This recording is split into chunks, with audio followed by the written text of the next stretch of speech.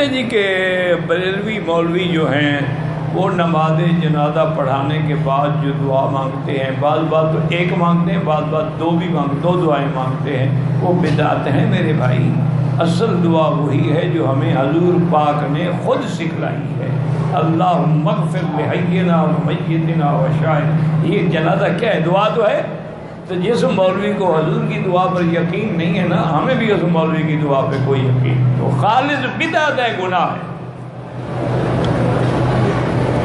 کہتے کہ اگر کوئی دیوبندی وہاں پھنس جائے تو کیا کرے؟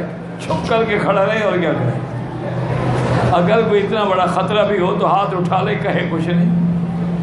ہوتا ہے نا، ڈر جاتے ہیں نا بیچارے کہ وہ بڑے ہیں، ہم غریب ہیں، ماریں گے، تو تقیہ کرنے الا من اکرہ وقلبہ مطمئن بالایمان، قرآن کہتا ہے کہ جبر کیا جائے لیکن دل میں ایمان پکا ہے تو خیر میں ہے۔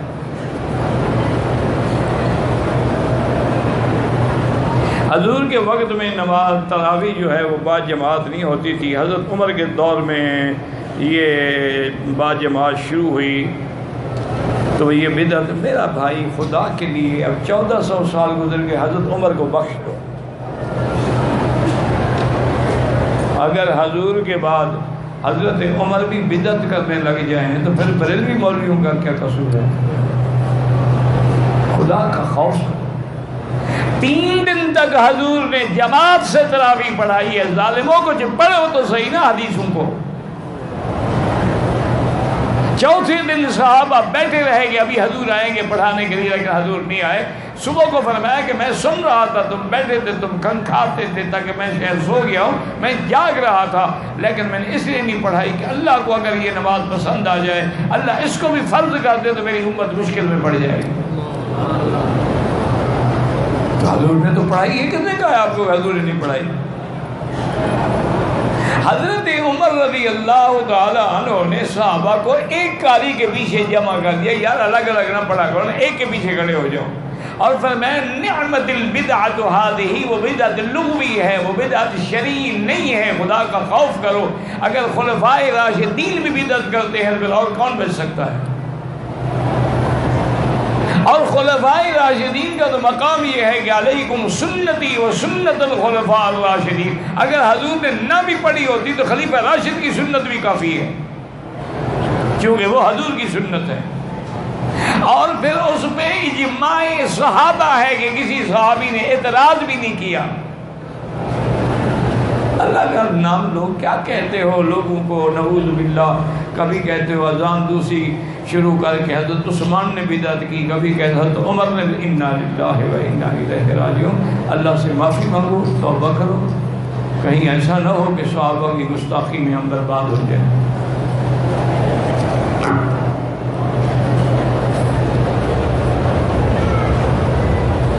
کہتے ہیں جی کہ سارا سال نماز وتر ہم خود پڑھتے ہیں، رمضان بھی حضور کا حکم ہے، رمضان میں وہاں بھی با جماعت ہوتی تھی، لیکن رمضان میں بھی آپ اگر علیحدہ پڑھنا چاہتے ہیں پڑھ سکتے ہیں، کوئی منع نہیں ہے، آپ وتر علیحدہ پڑھ لیا کریں۔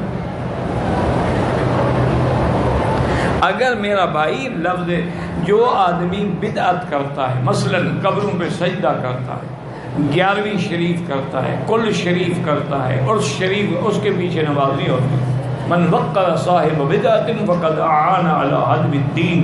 حضور نے فرمایا جو بدعتی کو عزت دے اس نے دین مصطفیٰ کو گرا دیا۔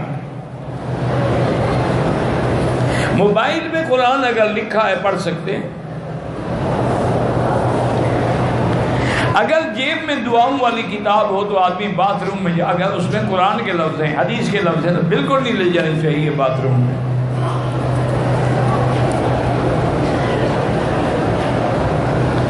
حضور نے فرمایا کہ میں قبر کے پاس سنتا ہوں، بالکل حدیث میں ہے کہ دور سے پڑھیں تو فرشتے پہنچ جاتے ہیں، اور روضہ مبارک پہ پڑھیں تو حضور پاک سنتے ہیں۔ بس زیادہ بحث نہ کرو، جتنا حدیث میں ہے اتنے پہ رہو، نہ آگے بڑھو نہ گستاخی کرو۔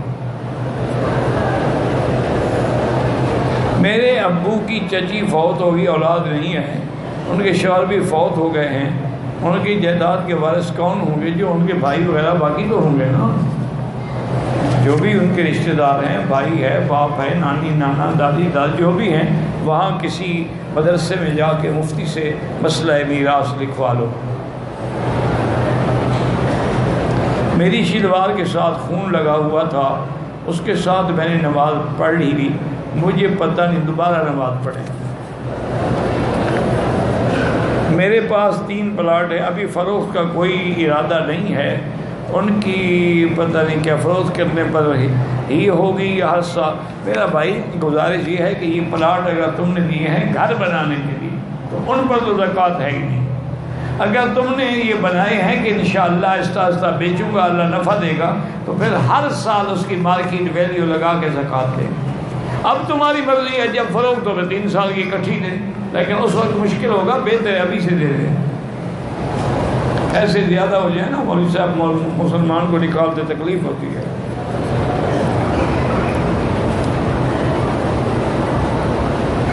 طواف کے ساتھ چکر ہوتے ہیں، اس کے علاوہ طواف ہوتا ہی نہیں، 1 2 3 4 کیا، جب تک ساتھ نہ ہوں طواف ہی نہیں ہے۔ پہلا عمرہ کر لیا ہے، اب دوسرا عمرہ کرنا چاہتے ہیں، آپ کی مرضی ہے، مسجد عائشہ سے کریں، جیرانہ سے کریں، عرفات سے کریں، حدیبیہ سے کریں، جدہ سے کریں، جہاں سے مرضی آئے کریں۔ میری ماں کی دانتوں میں تکلیف ہے، پہلے خرچہ کیا ہے، دوبارہ خرچہ کر سکتے ہیں، پتہ نہیں کیا خرچہ کیا ہے اللہ عالم۔ تو ماں کا علاج نہیں کراؤ گے؟ بس 1 دفعہ کرایا تھا، مجھے بھی تکلیف ہے، اب 8 دن سے میں نہیں بھگت رہا۔ اللہ پاک رحمت فرمائے، بس دعا کرے۔ دعا آپ نہیں کرتے، میں آپ سے اور تو کچھ نہیں مانگتا، نہ پیسے، نہ نذرانہ، نہ نظر، نہ نیاز، صرف یہی کہتا ہوں کہ جب، اور وہ بھی جب یاد آئے، یہ نہیں کہ ہر وقت میرے لیے دعا کرو، جب یاد آئے دعا کرتے ہیں، کیونکہ منہ میں تکلیف ہو رہا ہے تو آدمی پڑھائے کیسے، یہ ایک بڑا نازک مسئلہ ہے۔ میری بیٹا بہت روتا ہے تو سورۃ فاتحہ پڑھ کے دم کیا کریں، اور آخری صورتیں قل اعوذ بالفلق، قل اعوذ بالناس۔ عصر اور مغرب کے درمیان نوافل نہ پڑھیں، مغرب کے بعد پڑھیں۔ جھوٹی تہمت لگانے والے کی سزا اسلامی شریعت میں تو 80 کوڑا ہے، اگر زنا کی تہمت لگائے تو، ورنہ تعزیر ہے، قاضی چاہے 2 مہینے کے لیے بند کر دے۔ مغرب کی نماز کے اذان کے بعد جو 2 رکعت پڑھتی ہیں مستحب ہے، کوئی پڑھے پڑھے نہ پڑھے نہ پڑھے، حنفی مسلک میں نہ پڑھنا بہتر ہے۔ تہجد کی رکعتیں 8 ہیں، ویسے تمہاری ہمت ہے 2 پڑھو 4 پڑھو، حضور 8 پڑھتے تھے۔ اگر کوئی آدمی کو خوف ہو کہ میں تہجد کے لیے نہیں اٹھ سکوں گا، وتر عشاء کے بعد پڑھ لے، کوئی مسئلہ نہیں ہے۔ ایک صاحب نے 2010 میں حج کیا تھا، اس کو حج کمیٹی سے 2100 ریال ملے تھے، رقم آ کر گم ہو گئی۔ حکومت سعودی نے 2000 ریال کی مدد کر دی، گھر جانے کے بعد 2100 ریال مل گئے، تو ٹھیک ہے کوئی بات نہیں، وہ جو مدد کی تھی نا حکومت نے، وہ کسی مدرسے کو دے دو، ان نے تو مدد کر دی نا، ان کو کیا واپس کرنے آئیں گے آپ؟ وہ خیرات ہے، آپ کسی مدرسے میں دے دیں جہاں بچے پڑھتے ہوں، دین کا کام ہوتا ہو۔ اگر جمعہ کے دن پہلی اذان کے بعد 4 سنتیں پڑھ لیں، نہیں 4 سنتیں جو ہے وہ تقریباً آپ 12 بجے پڑھیں، وہ اذان تو 11:30 بجے یا 11:15 بجے ہو جاتی ہے، اس وقت زوال نہیں ہوتا۔ اگر رہ جائیں نماز کے بعد پڑھ لو۔ مکے مدینے میں صدقہ دینا چاہیے، یہ لوگ جو حرم کے خادم ہیں خدمت کر رہے ہیں، باہر بلدیہ والے صفائی کریں، سب بیچارے غریب ہی ہیں، تم جھاڑو دو گے سڑک پر؟ غربت کروا رہی ہے نا، یہ غریب ہے اور زیادہ مستحق ہے کہ کسی سے مانگتے بھی نہیں بیچارے۔ بچہ جب پیدا ہو اس کے کان میں اذان دینے کا کہ تمہیں کا اذان دینا آتی ہو تو اسی طرح اذان دے دو بس، اگر آتی نہ ہو کسی کو کہو وہ دے دے۔ طریقہ کیا ہے؟ طریقہ اذان دینا ہے اور کیا ہے؟ کہتے ہیں کہ اس کے لیے وضو یا قبلہ رخ ہونا ضروری، کوئی ضروری نہیں۔ تم نے کون سی نماز پڑھنی ہے؟ تم بھی تو بچے کی ماں کو خوش کرنے کے لیے اذان کہنا چاہتے ہو نا۔ جیسے روح ویسے فرشتے۔ دم کے روزے لگاتار رکھیں، آہستہ آہستہ رکھیں، کوئی حرج نہیں۔ اگر پیسے میں حلال حرام دونوں ملا ہوا ہو، اس پیسے سے حج کرے تو حج نہیں ہوتا۔ حرام کا ایک قطرہ اگر ایک من دودھ میں ڈال دو تو سارا حرام ہو جائے گا، یا صرف وہی ایک قطرہ حرام رہے گا؟ میں نے بتایا تھا نا، کسی سے قرضہ لے کے حج کر لو یا قرضہ لے کے عمرہ کر لو، اس کو پھر تم دے دو، مشکوک پیسے ہیں، چلو اس سے پھر قرضے ادا کرتے رہنا، لیکن حج تو حلال پیسے سے کرو۔ کہتے ہیں جی کہ برماوی تو حنفی ہیں، سعودی عرب میں اکثر برماوی امام شافعی کی اتباع کرتے ہیں، کوئی حرج نہیں، ہمیں تو کوئی تکلیف نہیں۔ امام شافعی کی کریں، امام احمد بن حنبل کی، جب ائمہ برحق ہیں تو تکلیف کیا ہے؟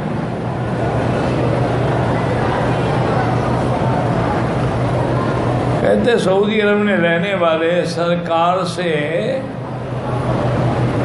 بغیر اجازت کے حج کے تم جانو، حکومت جانے، حج تو حج ہے، وہ طرفات میں کوئی نیت کر کے پہنچ گیا حج ہو جائے گا۔ گیٹ کے باہر ڈاکٹر صاحبان انجیکشن لگا رہے ہیں، حاجی صاحبان کو لگوانے چاہیے، بالکل لگوانے چاہیے، وضو نہیں ٹوٹتا ہے، اگر خون بہہ جائے پھر ٹوٹے گا نا۔ یہ آج کل چونکہ وائرس پھیلا ہوا ہے تو حکومت نے اہتمام کیا کہ ہر آدمی کو لگاؤ۔ طواف کے ایک چکر میں پانی پیا، دوسرے میں بھی طواف شروع کرنا ہے، پانی پینے سے تو چکر نہیں ٹوٹتا۔ ہاں پانی پینے کہیں اور چلے گئے تھے ماشاءاللہ تو وہ تو ٹوٹ گیا، پھر دوبارہ شروع کرو۔ آواز ایک آدمی دعا کرے اور باقی پیچھے پڑھے، یہ بدعت ہے۔ ہر آدمی خود دعا کرے، خود پڑھے، خود ذکر کرے، یہ تو ایک رواج ہے، بن گیا ہے۔ ہاں ایک ہوتا ہے کہ جیسے اکثر علماء درس کے تاکہ لوگ سیکھیں دعا مانگنا، اور تعلیم کے لیے ہوتا ہے۔ حق مال لڑکی والے خود مانگتے ہیں، کتنا مرضی مانگنے کا، جتنا مرضی ہے وہ مانگیں، تم دے سکتے ہو تو نکاح کرو، ورنہ کوئی غریب ڈھونڈو۔ حق مال ان کی مرضی ہے، جتنا لیں۔ آتا ہی تم احداہن قنطار، اگر کسی کو ڈھیر سارا سونا بھی تم نے دیا ہے، مقصد ہے کہ حق المال پہ پابندی نہیں ہے۔ میاں بیوی محبت میں اگر ایک دوسرے کی شرمگاہ چوستے ہیں، وہ ان کے نصیب میں یہی ہے کہ جس منہ سے کلمہ پڑھتے ہیں، حضرت اسد کو بوسہ دیتے ہیں، اب کہاں پہنچے ہیں حضرت، پیشاب کی جگہ چوس رہے ہیں، سبحان اللہ، ترقی کر گئے نا۔ صبر کرو، تھوڑے دن کے بعد پینا بھی پڑے گا تمہیں، آہستہ آہستہ ترقی کرو گے نا۔ اور ویسے بھی وہ جو ہے نا اینٹی انفیکشن بھی ہے، وہ ایک ہندو تھا بڑا، وہ پیتا تھا پیشاب۔ آج کے خطبہ جمعہ کا خلاصہ بیان فرمایا، آپ نہیں سمجھ سکتے، ہر 13 زبانوں میں تو ترجمہ ہوتا ہے، وہاں سے لے لیں آپ، تو انہوں نے بنائے ہوئے میکروفون کان میں لگاؤ، ترجمہ سن لو۔ حضور نے فرمایا کہ دوزخ کی آگ سے بچو، چاہے آدھی کھجور سے، مانا پیسہ نہیں ہے، غریب ہو، آدھی کھجور بھی صدقہ کر سکتے ہو تو کرو، اس کی وجہ سے بھی اللہ جہنم سے بچا دیں گے۔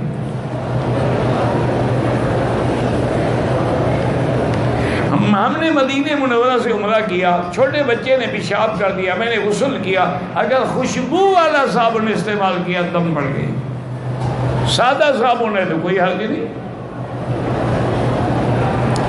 بالکل حضور صلی اللہ علیہ وسلم کی روضہ مبارک پہ سلام کہیں، لیکن دعا اللہ سے مانگیں۔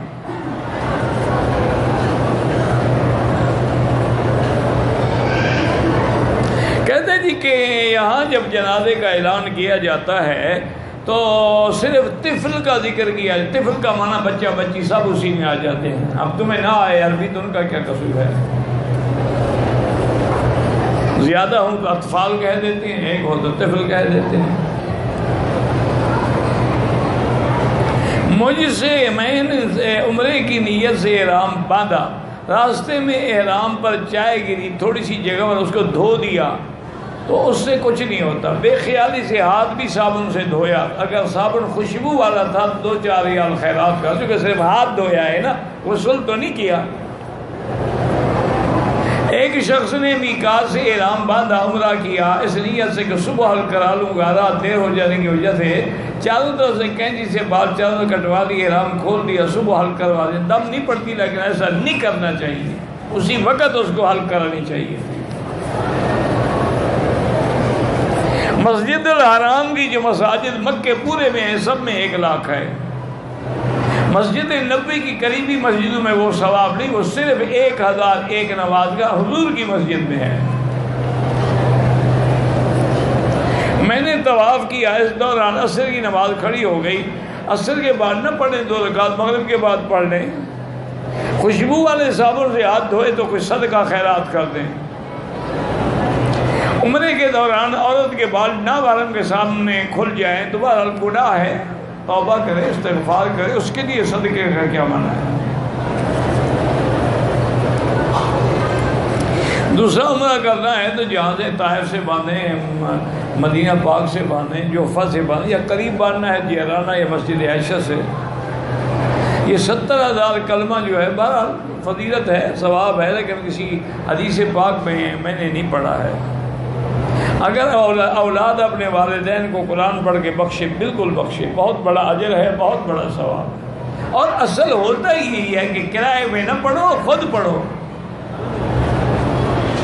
ہماری فلائٹ صبح 3:45 بجے ہے تو نماز جہاز میں پڑھ لینا جب وقت ہو، پائلٹ سے پوچھ لینا کہ فجر کا وقت ہو گیا ہے، جو وقت وہاں ہو، یہاں والے 4 بجے میں نہ رہنا، جہاز اڑ جائے گا تو وقت تبدیل ہوتا جائے گا نا۔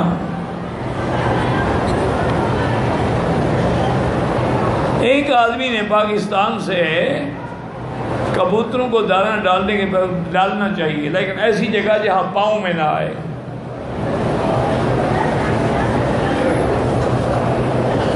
کہتا جی کہ آج رات جو گزری ہے، غار ہرا پہ جا کے کچھ لوگوں نے قادری صاحب کے چہنے والے میلاد کے، اللہ ان کو ہدایت دے، میلاد بدعت ہے۔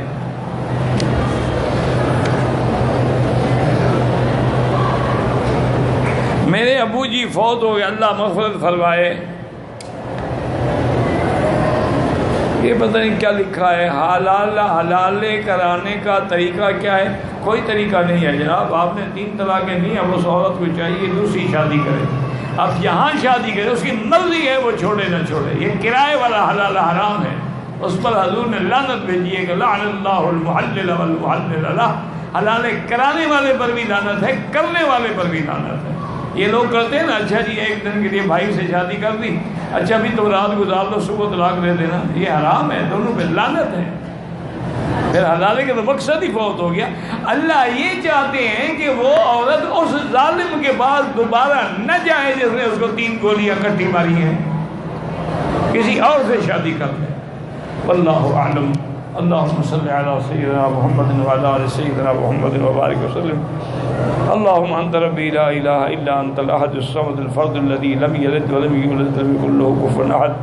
اللہم انت ربی لا الہ الا انت الحنان المنان بدیع السماوات والارض یا ذا الجلال والاکرام۔ اللہم یسر امورنا فی کل زمان وفی کل مکان یا حنان یا منان۔ اللہم فرج ہم المہمومین، نفس کرب المکروبین، وقض الدین عن المدینین، واشفنا واشف مرضانا ومرضى المسلمین۔ یا اللہ بیماروں کو شفا عطا فرما، یا اللہ بیماروں کو شفا عطا فرما، یا اللہ ہماری ظاہری، باطنی، روحانی، جسمانی، نفسانی بیماریاں دور فرما۔ یا الہ العالمین بے حیاؤں کو حیا عطا فرما، بے دینوں کو دین عطا فرما، بے اولادوں کو اولاد صالح عطا فرما، جن کی اولاد ہے ان کو صالح بنا، بے روزگاروں کو روزگار عطا فرما، قرض داروں کے قرض عطا فرما۔ یا اللہ مسلمان جس ملک میں ہیں، فلسطین میں ہیں، شام میں ہیں، حلب میں ہیں، عرب میں ہیں، عجب میں ہیں، ان کی جان، مال، آبرو، عزت کی حفاظت فرما۔ یا الہ العالمین اس بلد الامین کو قیامت تک ہر فتنہ سے محفوظ فرما۔